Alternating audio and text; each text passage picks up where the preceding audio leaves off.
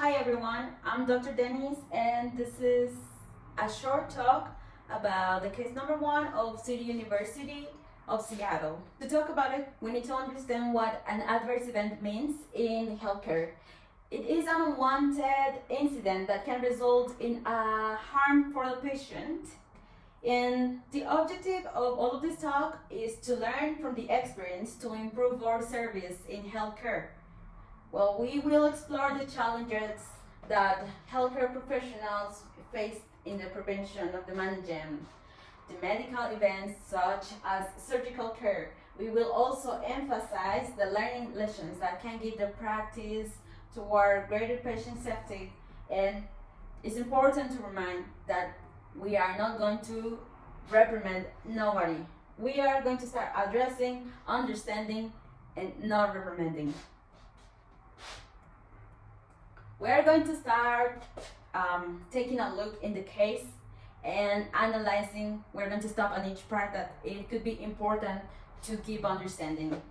Well, Wildcat Hospital is a 400-bed acute care facility with a wide range of service. Dr. Jones, we have our first person involved in the event.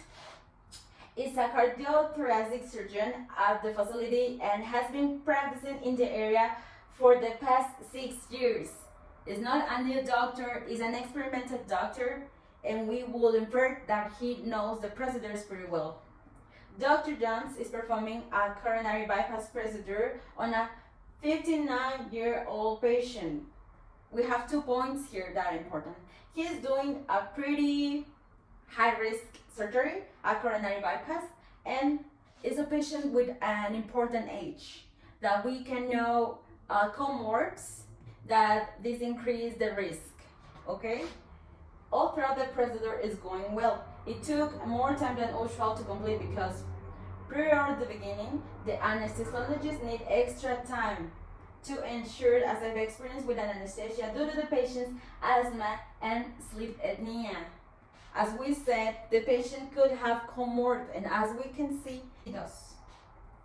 Well, the anesthesiologist took his prevention and he took extra time that we already infer lots of things, but the most important thing that we know that this kind of surgery, it will take a little bit extra time, and we already should prevent this kind of cases because we are not doing a thing that it could always result as we wanted. Healthcare is a thing that it can surprise us. In a surgery, it could happen things that we are not scheduled to do. So we need to prevent these kind of situations. This is an important point. Well, Wildcat Hospital has been especially busy lately with a high number of unexpected trauma surgeries along the already busy schedule. The operating room tends to have Dr. Jones preparing to finish his procedure and close up the patient when notice another physician standing at the window and the door leading into the operating room. Well, what's happened here? We know that the hospital with 400 beds, it has been busy lately. What it means? We know that we have lots of surgeries, and maybe in the administration we could decide just to take a decision of put more surgeries in the schedule. We just take a fast look and we see, oh, the surgeons are not taking so long. We might could reduce the time of their window of time that they could have at the end and just add another surgery. This could make a mistake, but the people who are doing the schedules of the rooms, they might not be thinking of what the surgeons know. So they could make an important point just with a small knowledge. Okay, let's skip to the next part. The physician is a seasoned physician that has been at the hospital for several decades. We have another experimental doctor that we would infer that he knows what he's doing. The physician not only looks through the window at Dr. Jones, but also lifts his arm and tap on his watch as a way to tell Dr. Jones that his surgery time has gone past. This is a small action, and definitely the surgeon didn't thought that this small action, it would really mean something to him, as what at the end of all the whole case, it results. We need to take a look in our actions and our ethic, because a small action as this one, as we are seeing, it could not only mean something, it could provoke something in the safety of our patient. Dr. Jones, as a confident and competent surgeon, this experience rattles him as a little, and he finds himself somewhat distracted by the other physician behavior. This is pretty important. It's a point to remind. He lets himself become a little short-fused with the staff in the room and begins to speed up his work, pressuring the other staff. The surgeon that was behind the door outside of the room didn't thought that his little action it was going to end on pressuring Dr. Jones and pressuring the staff, and ends in a surgeon mistake. Dr. Jones has the patient return to his office with a pain and issues with his incision. After further work up, it is determined that a sponge was left in during the procedure. Well, we understand totally what this mistake can provoke. It could provoke an infection, and it provoke demand. It could provoke even the death of the patient if he wouldn't have come back, and if he just would have waited to resolve the situation by itself. That we know in healthcare that happen a lot. The patients just wait until the worst time, and we don't want that. We want day to come the first day that they feel the symptoms.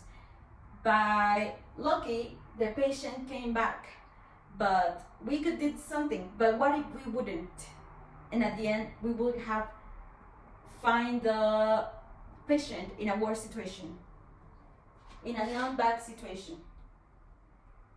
We need to explore the different situations that could or could not happen. Okay. To start, we need to see the participants and the people involved. That in this case will be the two doctors, the doctors involved in the room, the nurses, the staff, and the administrative staff that gives the schedule for the rooms. Well, in a normal meeting, we will ask each people to tell their story, to make a timeline, to see where are all of the mistakes that could happen, and to improve the situation and improve by consequence our services.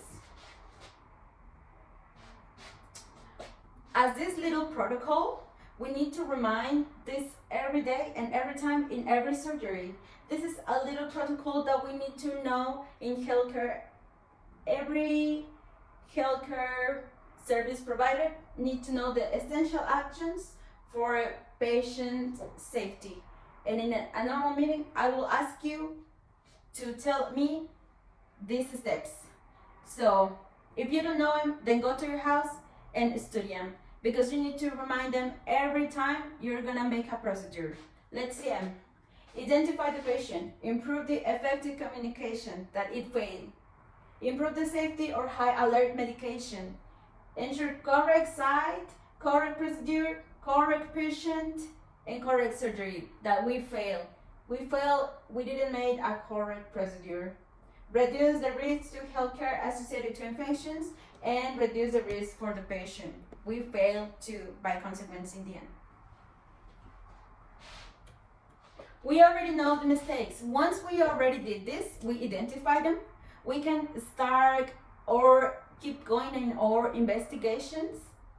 And in the questions that we will do for each participant of the situations, this is just an example. We will start since the operating room people who assigns the rooms to the person who realized that the patient had a foreign object inside.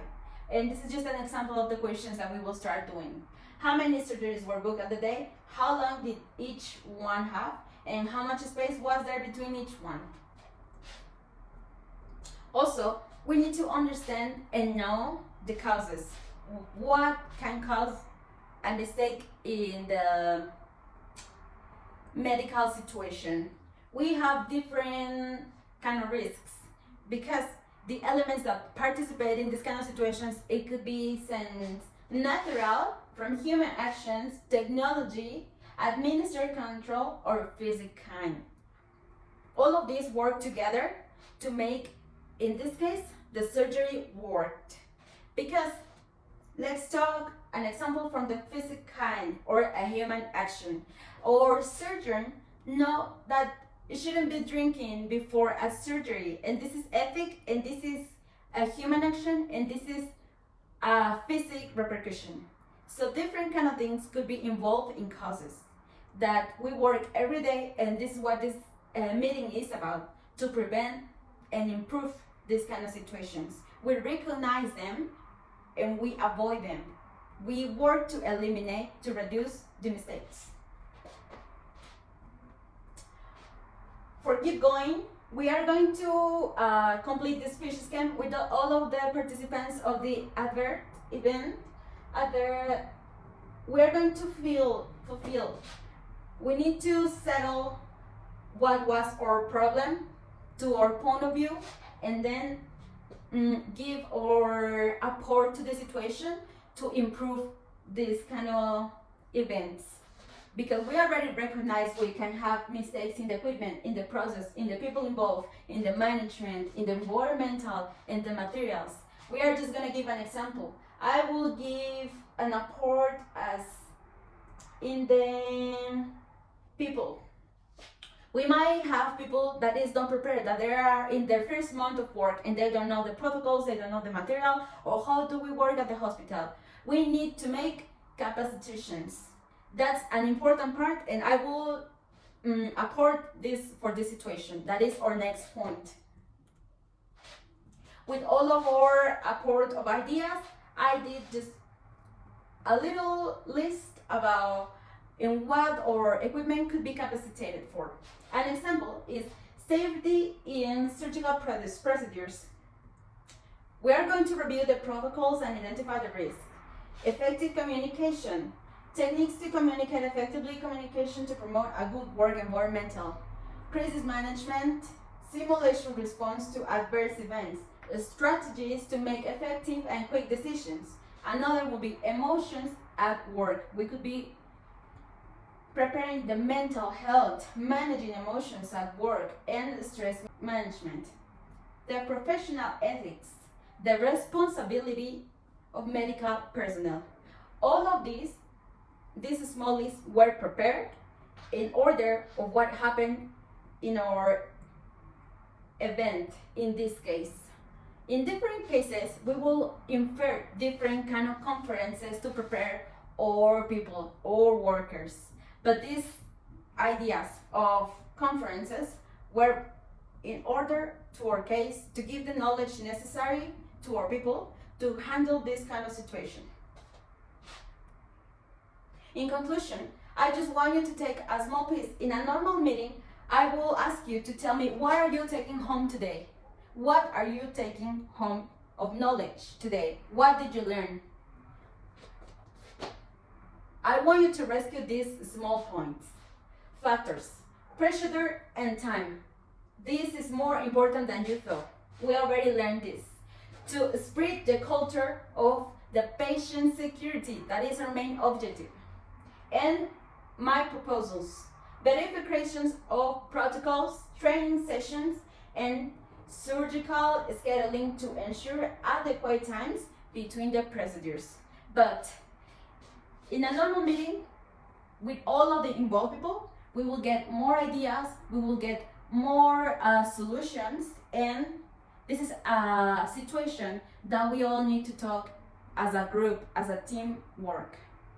And that will be everything for today. Thank you for listening to this video, and have a good evening. I'm Dr. Dennis, and I hope you have learned something and take this to home. Thank you.